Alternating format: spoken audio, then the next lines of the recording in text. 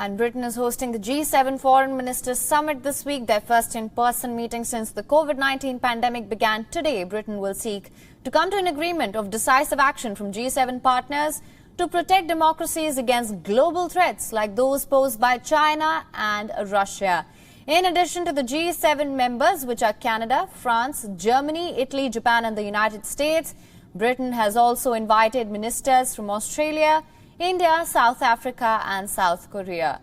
Britain sees this first in-person meeting in 2 years as a chance now to reinforce support for the rule-based international system when it's under threats from China's economic influence and Russia's maligning activity. On Monday, U.S. Secretary of State Antony Blinken met Dominic Raab and said that there was a need to forge a global alliance of freedom-loving countries, though he did stress that the United States did not want to hold China down. It is not our purpose to try to contain China or to hold China down. What we are trying to do is to uphold the international rules-based order that our countries have invested so much in over so many decades, to the benefit, I would argue, not just of our own citizens, but of people around the world, including, by the way, China. Now, Raab also said that he wanted the G7 to now consider tackling Russia's propaganda, its troop maneuvers at the Ukraine border, and the imprisonment of Kremlin critic Alexei Navalny. The door for positive relations and diplomacy is always open to us, and I think that's something shared across many of the NATO countries.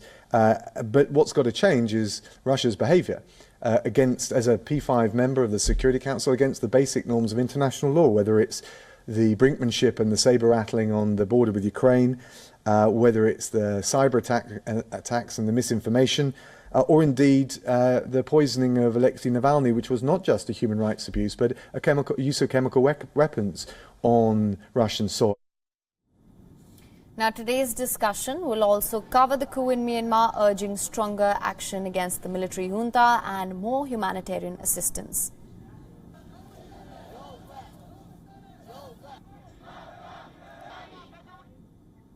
And now WION's principal diplomatic correspondent Siddhant Sibal is joining us live from New Delhi. Siddhant, thank you so much for joining us. Now, the G7 foreign ministers hope to reach an agreement on protecting democracies against what they call global threats like China and Russia. This includes China's economic influence and Russia's maligning activities and propaganda. What can you tell us about that? What do you think this meet will look like?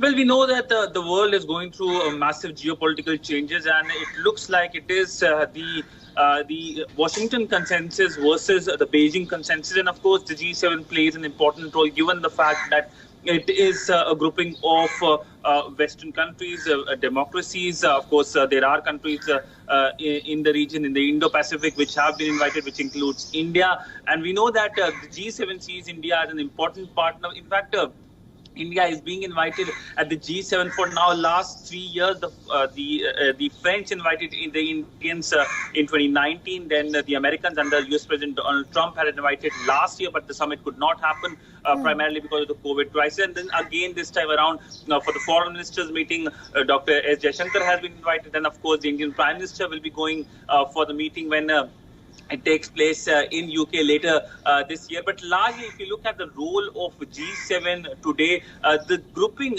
sees itself as an important, in a sense, resistance when it comes to the increased Chinese influence globally. And of course, Russia, of course, is another country which it sees as part of the China clique, the China grouping. But if we look at the Russian role, Russia was in fact part of the G7 as G8 countries. But after the Crimea crisis, we know in 2014, Russia was disinvited. So largely, this is the current dynamics. But the G7 member countries are keen that they play an important role, the role they were in fact historically playing since the start of the century. But we know that because of the emergence of new powers, the middle powers like India Australia. The G7, of course, lost its relevance vis-a-vis the global geopolitics. And G20 was the grouping that was essentially taking care of the global economics and now, of course, the politics as well. We know that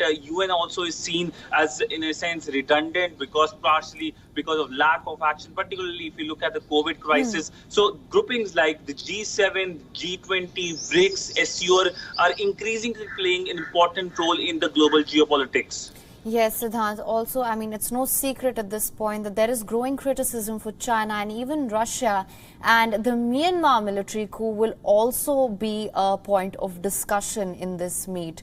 What can we expect on that? Well, of course, Myanmar is on the top of the agenda.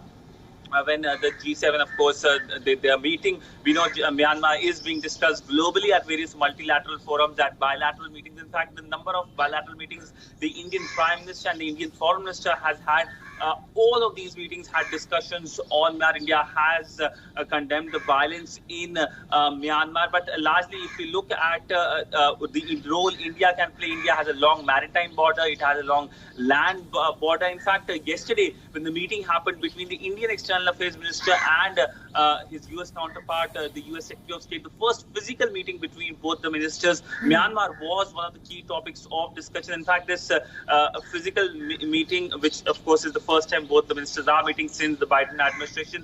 Before that, they had multiple rounds of telephonic conversations, virtual meetings, focusing on the Quad as well. And in most of these conversations, Myanmar was the key issue, key topic of discussion. Of course, India can play a major role in terms of bringing stability to Myanmar. And the world, of course, sees that way as well, because either it's the Chinese influence or the countries in the region, the ASEAN grouping, or India that can play an important role. And of course, the world won't be very happy with the Chinese influence. We have seen increased resistance in Myanmar itself when it comes to China, because they see China backing the authorities there.